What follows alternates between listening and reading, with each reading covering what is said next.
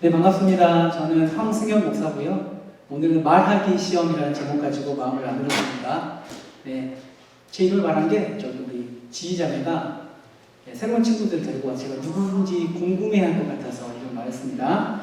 네, 오늘은 말하기 시험이라는 제목을 가지고 나누려고 하는데 혹시 지휘가 데려온 친구들이 신앙생활을 하고 있는 친구들인가요? 아, 원래 하고 있었던 친구들. 다니엘이 누군 줄 알겠군요. 오늘 말하기 참 편할 것 같습니다. 여러분, 우리 저번 주에 청년대학교가 어딜 갔냐면 두데이 예배라는 걸 갔습니다. 두데이 예배가 뭐냐면 그 미자립 교회나 농어촌 교회, 청년들이 없는 교회에 함께 가서 예배드리고 함께 이야기하고 뭐 이런 예배를 저희가 저번 주에 드리러 갔거든요. 한평 세습교회라는 곳에 저희가 청년부가 함께 두데이 예배를 갔습니다. 여러분, 제가 두데이 예배를 기획한 목적이 있습니다. 먼저는 뭐냐면 교회의 영역을 좀 확장시키고 싶었습니다. 예수를 믿는 우리지만 우리의 믿음이 때로는 너무 이기적일 때가 있어요. 우리 교회만 부흥해야 하고 우리 교회만 잘 돼야 한다는 어떤 이적인 테두리 안에 갇혀있는 신앙도 있더라고요. 그래서 저는 교회의 영역을 좀 확장시키고 싶었습니다. 우리만 교회가 아니라 우리도 교회, 또 저기도 교회, 우리는 교회라는 좀 교회 영역을 확장시키고 싶었습니다. 그래서 그 교회가 연결되어서 하나의 교회 공동체가 되게 되면 좋겠다는 마음으로 둘레 예배를 시작했습니다. 또 한 가지는 뭐였냐면 이유가 청년들이 이 둘레 예배에 가서 겸손과 예의를 좀 배웠으면 했었습니다. 왜냐하면 우리가 가는 그 교회는 우리보다는 좀 재성적으로 규모가 작은 교회입니다. 근데 그쪽으로 가면 어른들도 많기 때문에 우리의 몸가짐 말이 조심스러워질 수밖에 없습니다. 어른들을 살펴야 하고 그 교회를 살펴야 하고 목사님, 사모님을 살펴야 하기 때문에 그런 분위기에서 우리 청년들이 겸손과 예의를 배울 수 있지 않을까 싶어서 두레 예배를 시작했습니다. 이번에도 오랜만에 저희 다녀왔죠. 한 1년 만에 다녀왔나요? 2년 만에 다녀왔나요? 그렇죠? 갔는데 청년들이 참 그래도 괜찮다 싶었습니다. 목사님과 잘 이야기하고 잘 웃고 그런 모습 보면서 참 잘 다녀왔다 싶었습니다. 이렇게 돌아오는 길에 이제 김종환 집사님과 앞자리에서 이런저런 이야기를 나누다가 장로님께서 은혜를 받으셨다는 거예요. 어디서 은혜를 받으셨습니까? 그랬더니 목사님 사모님께 은혜를 받았다고 하시더라고요. 근데 제가 이렇게 돌아봤는데 딱히 목사님 사모님이 뭘 하신 게 없었거든요. 그렇죠? 딱히 뭘 하신 게 없는데 어디서 은혜를 받으셨지? 포인트를 제가 못 잡겠는 거예요. 그래서 이제 목사님 장로님께서 이야기하시더라고요. 우리가 감을 대접받았잖아요. 저희가 온다고 장로님인가 집사님인가가 권사님 그 대본 홍시감 갖고 오셨잖아요. 사모님 그 이야기 하셨죠. 저희도 온다고 권사님께서 대본 감을 가져다 주셨어요. 그러면서 사모님이 한마디 더 붙이셨습니다. 정확한 워드가 뭔지는 잘 모르겠는데 이러셨어요. 갖고 오셨는데요. 저희가 너무 맛있어가지고요. 2개를 먹었어요. 죄송해요. 네. 기억하시죠? 여러분, 사실 감 2개 먹고 굳이 말하지 않아도 되거든요. 그리고 감 2개가 뭐라고 죄송해 하지 않으셔도 되거든요. 근데 그것을 밝히시고 사과하는 모습에 이 장로님이 은혜를 받으시고, 저 사모님은 작은 교회의 규모의 교회에 있지만 저 사모님은 참 정직하시다. 여기 은혜를 받으신 거예요. 그럼 참 별거 아닌 거잖아요. 별거 아닌 것 같아 보이지만 우리가 놓치고 있는 게 이것 아닐까 싶었습니다.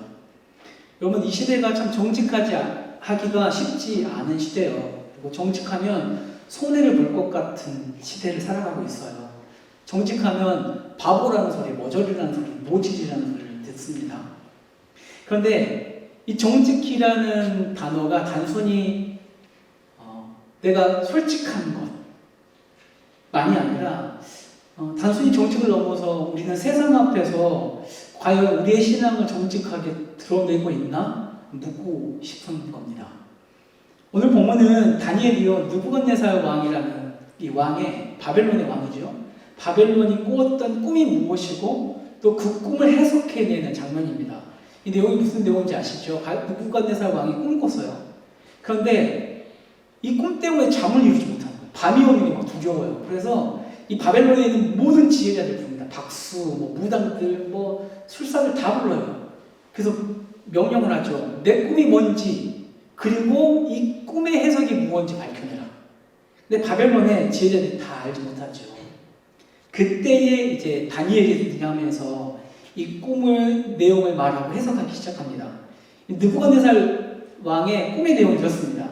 큰 신상이 있습니다. 큰 신상이 있는데 머리는 순금이고 가슴과 팔은 은이고 배와 넓적다리는 노치고 종아리는 쇠, 발은 새와 진흙으로 이루어진 신상이 크게 있는 겁니다. 떡하니 있는데 이걸 이제 다니엘에게 해석해 주시죠. 금, 은, 노, 쇠, 진흙으로 되어 있는 이 신상은 이 세상에 시간이 막 지나가면서 등장했다가 사라지게 될 힘 있는 나라들입니다. 이 금으로 된 바벨론, 금으로 된 것은 바벨론 왕을 상징하는 겁니다. 이 바벨론 왕조를 상징하는 거죠. 그 바벨론 왕조에게 하나님께서 사람과 들짐승과 공중의 새 어느 것을 막론하고 이 왕에게 다 넘기셨다고 이야기합니다. 다스릴 수 있는 모든 권세를 넘겨주셔서 이 금처럼 빛나는 권력을 바벨론에게 맡기신 거죠. 뒤이어서 다른 나라들이 은, 노, 쇠, 흙으로 비유되면서 등장하게 됩니다. 참 재밌는 것은 이들이 금, 은, 노, 쇠, 흙으로 표현되지만 사실은 겉과 속은 다르지만 결국은 이들이 스스로 자신의 힘으로 자신을 건사할 수 없는 거의 비슷한 존재들입니다. 스스로는 설 수 없는 존재들이 이 신상에 다 모여 있는 겁니다. 근데 여러분, 하나님께서 왜 이 꿈을 느부갓네살 왕에게 꿈꾸게 하셨냐 말입니다. 여러분, 왜 하나님은 느부갓네살 왕에게 이 꿈을 꾸게 하셨을까요? 여러분, 지금 느부갓네살 왕이 누굽니까? 이 고대 근동 지역에 지금 바벨론 제국이라는 꼭대기에 앉아있는 사람이 느부갓네살 왕이거든요. 그 누구도 건드릴 수 없는 사람이 느부갓네살 왕이에요. 그런데 그 왕을 꿈 하나로 정신 차리지 못하게 하는 분이 계십니다. 누구십니까? 하나님이시죠. 여러분, 뭐 무기를 들고 싸워서 막 정신을 못 차리는 게 아니라요. 그냥 꿈 하나 꾸게 하셔서 권력의 꼭대기에 있는 느부갓네살 왕을 혼돈케 하십니다. 야, 최고의 권력자인 느부갓네살 왕을 흔드는 자가 누구냐? 그걸 말씀하고 계십니다. 야, 바벨론이 믿는 신이 아니라 포로된 이스라엘 너희가 믿고 있는 내가 그 권력자인 그 왕을 흔들 수 있는 왕이다 라고 말하고 계시는 겁니다.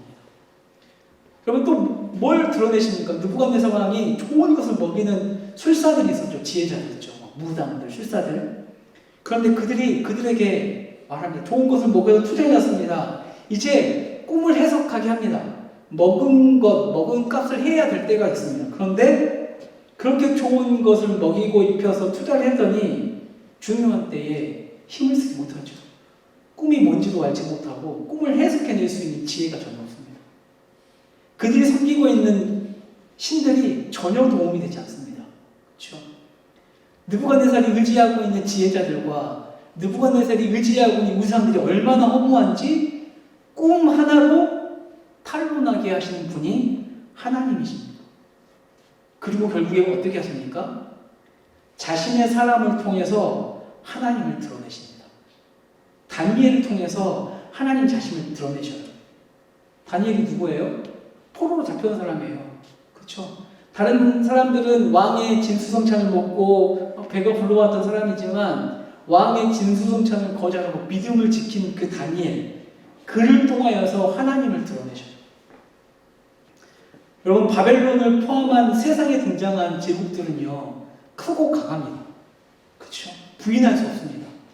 그런데 그 나라들이 얼마나 허무한지를 느부갓네살을 통하여서 또 그 꿈을 통해서 드러내십니다.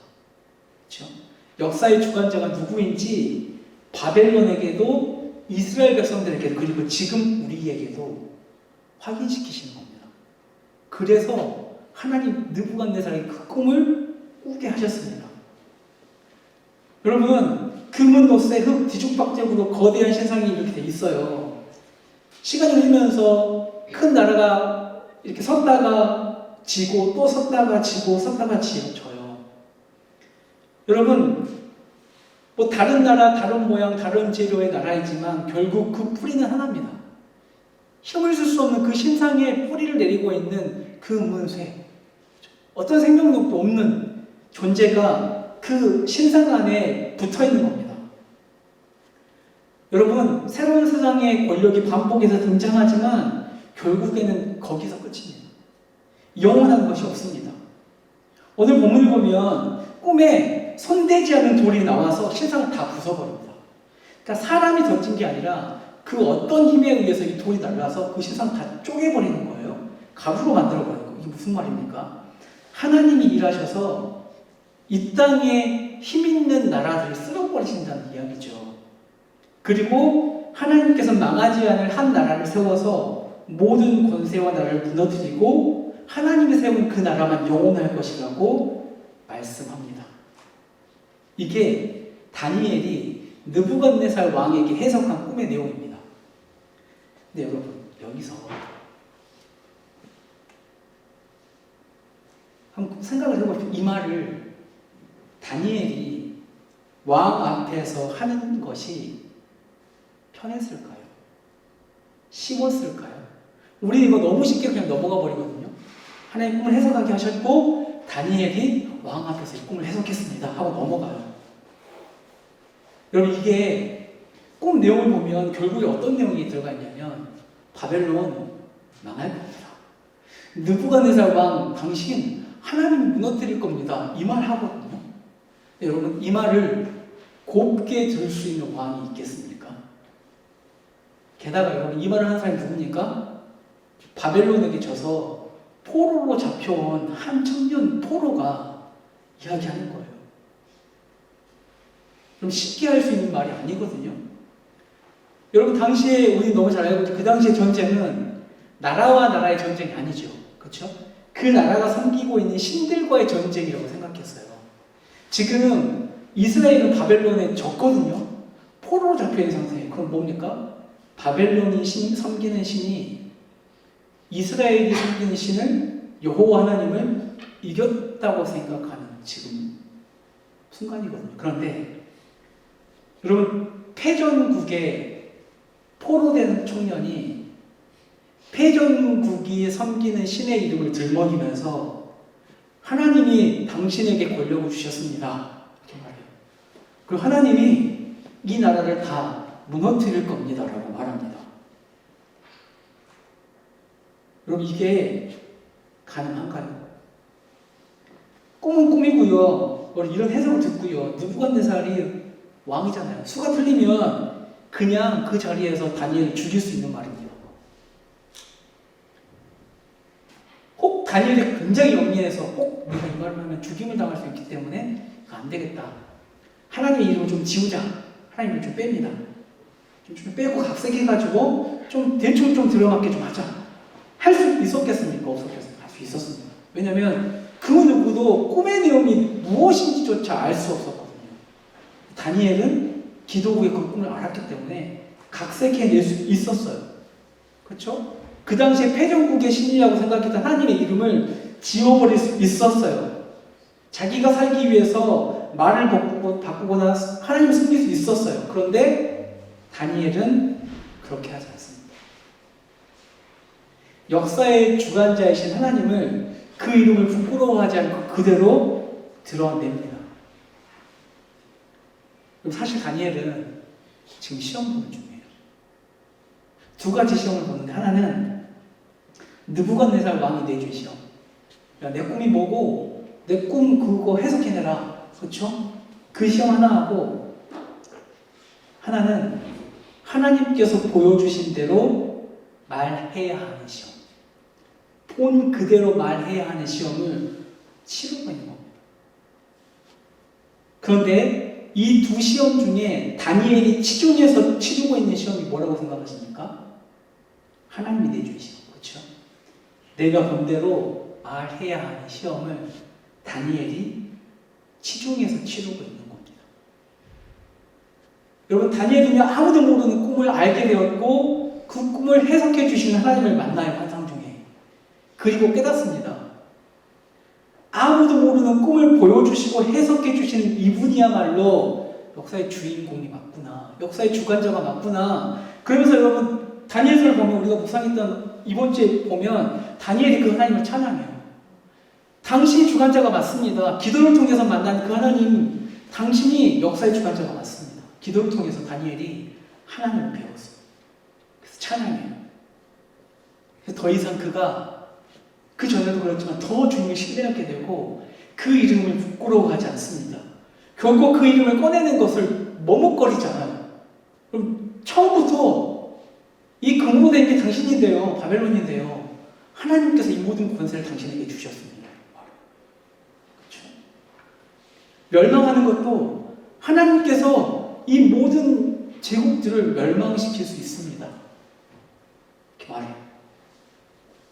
거짓 하나 없이 정직하게 말합니다. 여러분 다니엘의 신앙은요 정직해. 여러분 우리는 두 개의 시험을 치르면서 살아가는 사람들 같아요. 하나는 세상의 입맛에 맞게 말을 해야 하는 시험을 살아가는 것 같고, 사회생활을 해야 하는 그 시험 있죠. 그 시험을 치르며 살아가는 것 같고, 또 하나는 하나님이 보여주시고 가르쳐주신 대로 말을 하고 살아가야 하는 시험을 치러야 하는 사람들이 바로 예수 믿는 사람들인 것 같아요. 근데 그 시험 사이에서 우리가 고민해요.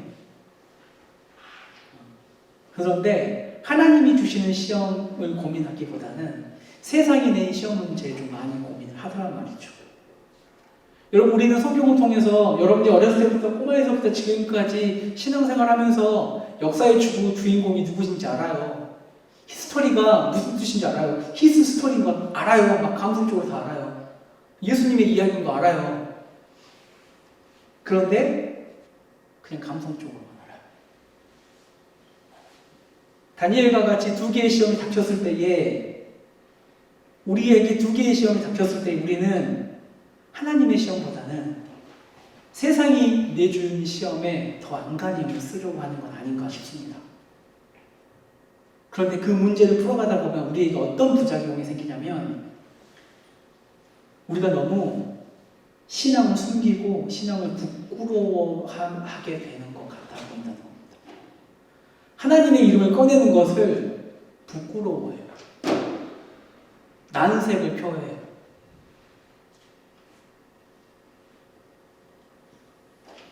전 지희가 친구를 데리고 온다고 해서, 사실 우대인 교사님이 저한테 아까 말씀해 주셨거든요. 우대인 교사님도 깜짝 놀랐어요.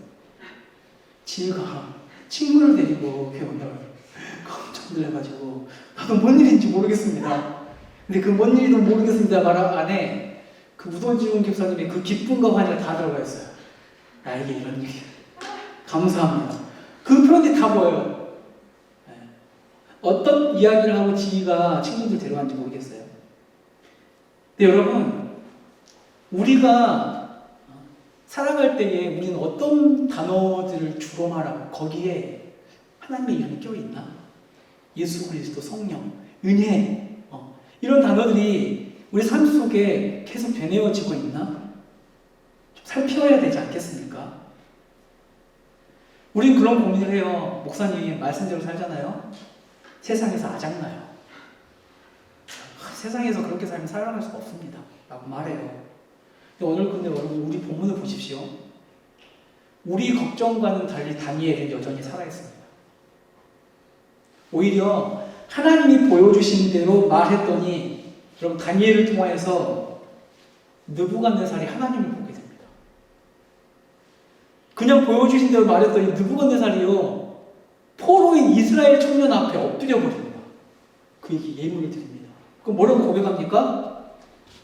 야, 네가 믿는 하나님이 진짜 신이 맞다. 여러분 머리털이 서지 않으십니까? 여러분 패전국의 신을 인정해요. 난 니네 신이 가짜 신인 줄 알았는데 이번에 내가 깨달겠다. 너희 하나님이 진짜 신이다. 은밀한 것을 나타내신 하나님이 진짜 신이다라고 고백해요. 다니엘이 어떻게 됩니까? 바벨론의 지혜자들의 어른이 돼요.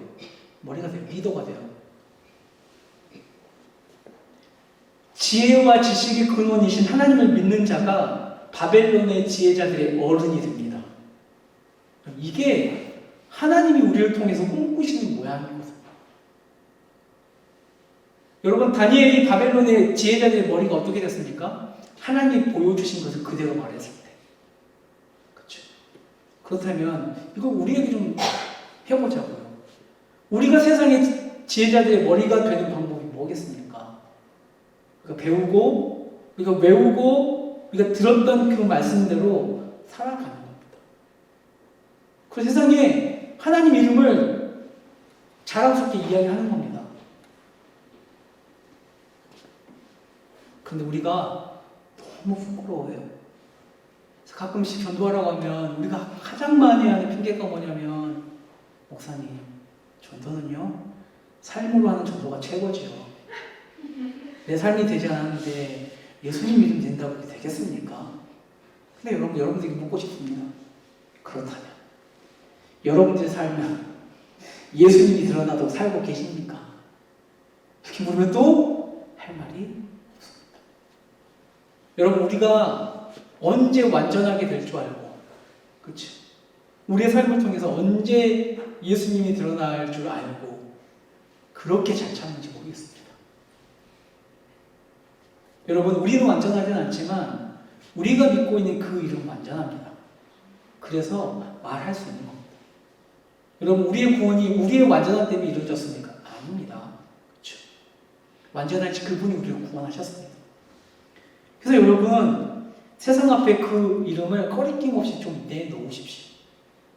여러분, 성경에서 여러분들에게 이렇게 살아라, 이렇게 말해라 라고 가르쳐 주셨다면 그렇게 한번 살아보십시오. 그렇게 말해보십시오. 여러분, 하나님 우리의 입을 막 이렇게 쳐다보고 계시지 않을까요? 내가 지금 이거 보여줬는데, 내가 지금 이러고 말하라고 지금 용규한테 이렇게 말해줬는데 왜 말을 안 할까? 내가 지금 가르쳐주고 있는데 왜? 내가 부끄러운가? 그런 거죠. 내가 부끄러운가?